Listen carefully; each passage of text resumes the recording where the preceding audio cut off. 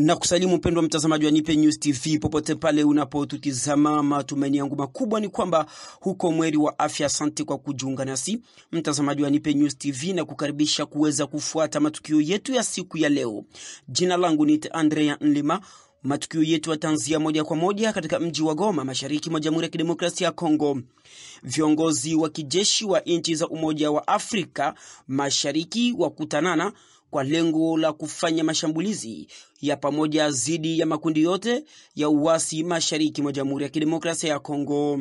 Les chefs de défense des États de l'Afrique de l'Est se sont réunis à Goma pour étudier la mise en place d'une force régionale pour la paix destinée à neutraliser les groupes armés locaux et étrangers qui écument l'Est de l'RDC. Dans son mot de bienvenue, le chef d'état-major général des FARDC, le général d'armée Célestin Mbala Moussinse, a salué la tenue de cette rencontre de portée stratégique et a invité les participants à accorder une attention particulière aux différentes réflexions des experts. Leurs excellences, messieurs les présidents des pays membres de la communauté, ont ordonné, en ce qui concerne le volet militaire, que tous les groupes armés locaux actifs en République démocratique du Congo participent sans condition au processus politique visant à intégrer le programme de désarmement, démobilisation, relèvement communautaire et stabilisation. À défaut de cela, ils seront conséquemment traqués par la force sous-régionale. Que tous les groupes armés étrangers actifs en République démocratique du Congo soient désarmés et retournés immédiatement et sans condition dans leur pays d'origine respectif. À défaut, ils seront également considérés comme des forces négatives et soumis à cet effet à une action militaire de la sous-région.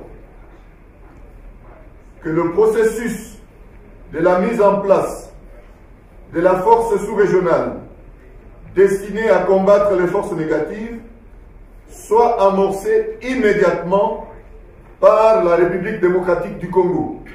Le chef d'état-major général du Kenya, président de la conférence, a rassuré que toute la région reste déterminée à mettre fin au phénomène groupes armés dans l'est du pays avec la détermination de tous les pays membres.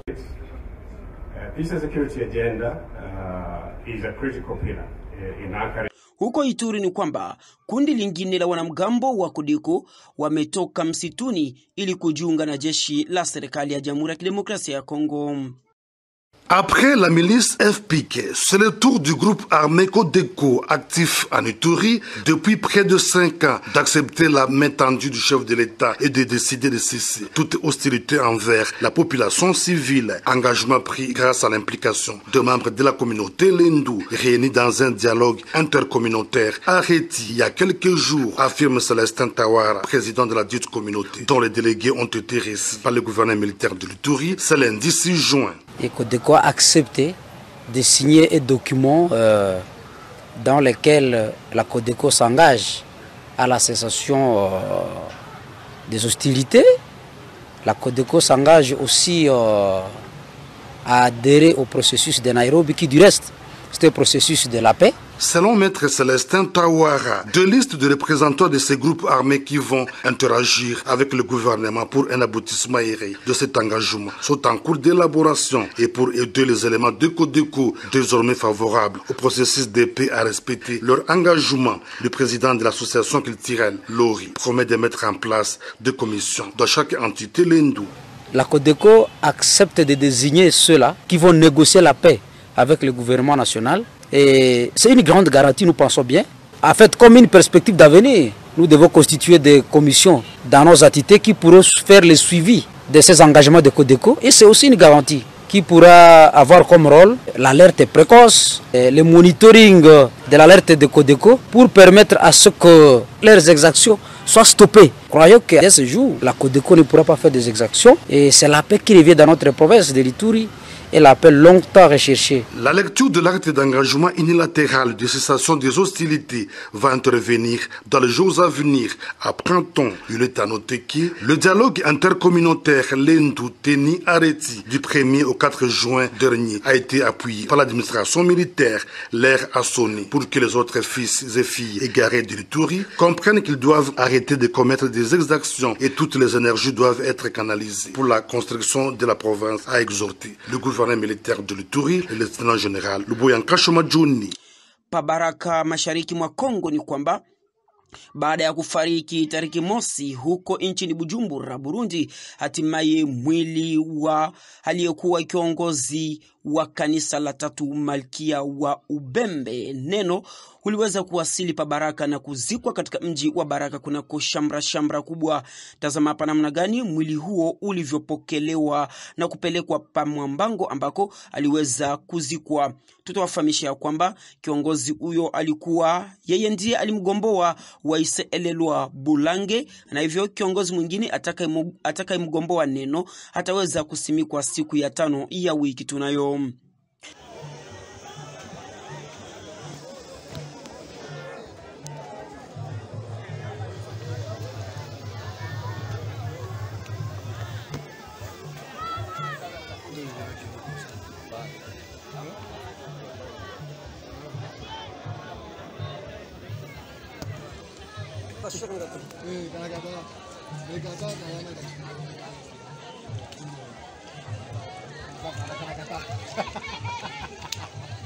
Kuna bana zarau vule.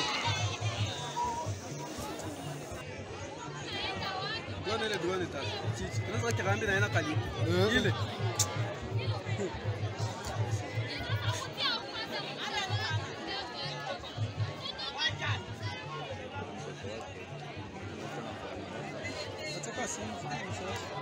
Ni wa nyuma.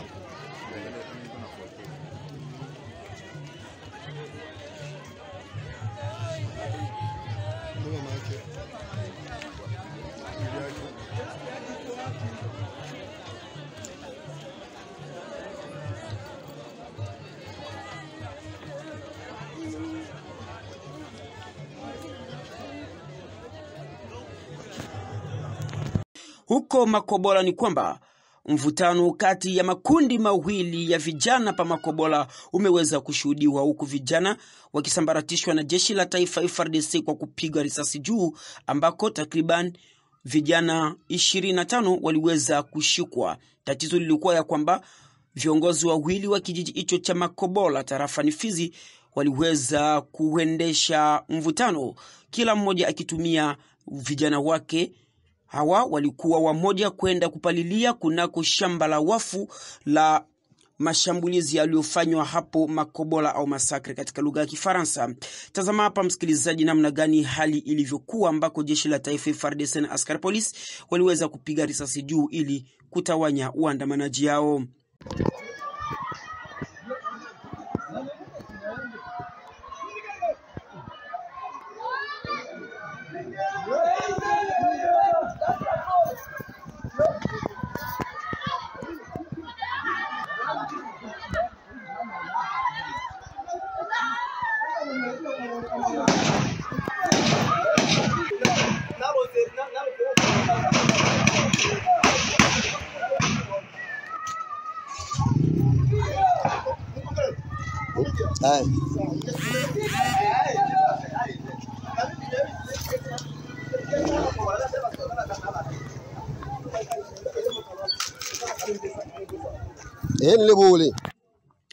Kinshasa ni kwamba mapokezi ya mfalme wa Ubeljiji pamoja na mke wake yamekuwa yenye shamra nyingi sana. 62 ans après l'indépendance, un roi des Belges revient au Congo et en public, devant les Congolais, sur l'esplanade du Palais du Peuple, il redit ses profonds regrets pour les blessures infligées pendant la période coloniale. Le régime colonial, comme tel, était basé sur l'exploitation et la domination.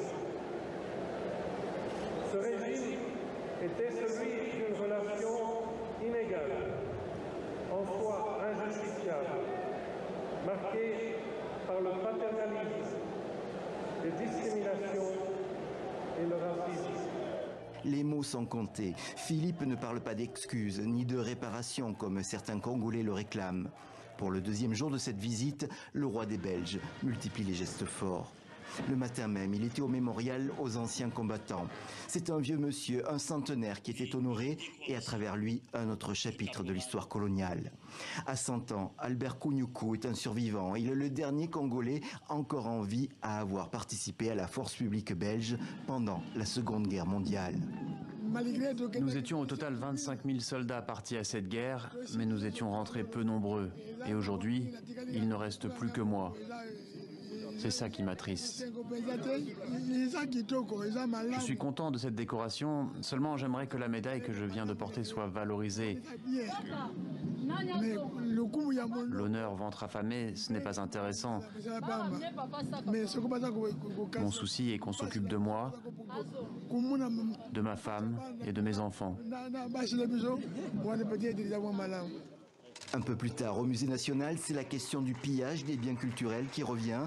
Le roi Philippe a remis, pour un prêt illimité, un masque Kakungu du peuple Soukou en provenance du musée de Tervuren. Des symboles toujours pour entamer un lent travail de mémoire et de réconciliation entre la Belgique et son ancienne colonie. Tujelekeze pakananga baada ya kutoka hapo Kinshasa. Ujenzi wa barabara ya Kamwesha mnamo jiji la Kananga huendelea vizuri sana, huku raia wakitaja kufurahishwa na ujenzi unavyoendelea.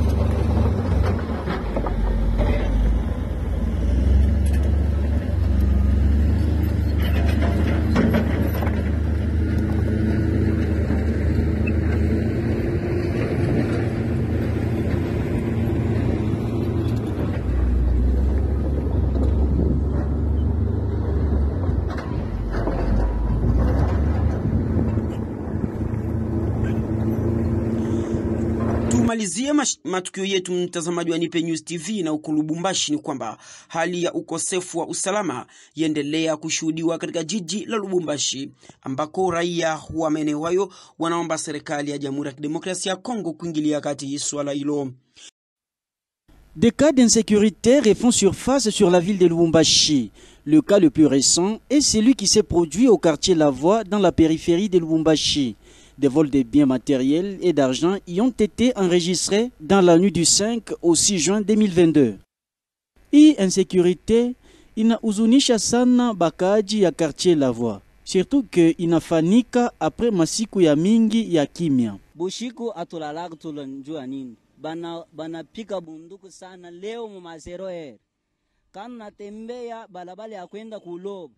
Kuku ba jeunesse ba mkarche njoo ya matesto banabeba mipete ya manyotoka banawakisa njoo ya kufanya ta sécurité ka banakuya bangare ata myotil njoo ya kuingia mkarche. Parmi ma conséquence, buizi bwa ma véhicule ya transport na ba motard abajui kile kya kufanya. Sasa ba motard hapo sasa tulalaki na mamoto. Donc ukipime kulana na moto batakuwa kuingilia kupika bushiku sana na kubeba bana violer na bibi yako. Mu masiku ya Kumukongo, ba habitant ya Kilobelobe balilunguzaka mwizi. Ilikuwa pa croisement ya avenue Kamasaka na Kilobelobe prolongé. Wapendwa wa diaspora, hii ni kwa ajili yenu. Ungetamani kupata matukio na habari zote za nyumbani pia na za dunia? Suluhisho limepatikana. Fuatilia sasa kila saa na dakika Nipe News TV. Kupitia Nipe News TV utapata habari zenye uhakika. Hili uwe napata habari kila dakika. Subscribe chaneli hii ya Nipe News TV. Baba, kaka, mama, Nipe News TV ipo kwa ajili yenu. Helimika, jifunze lugha sasa kupitia Nipe News TV.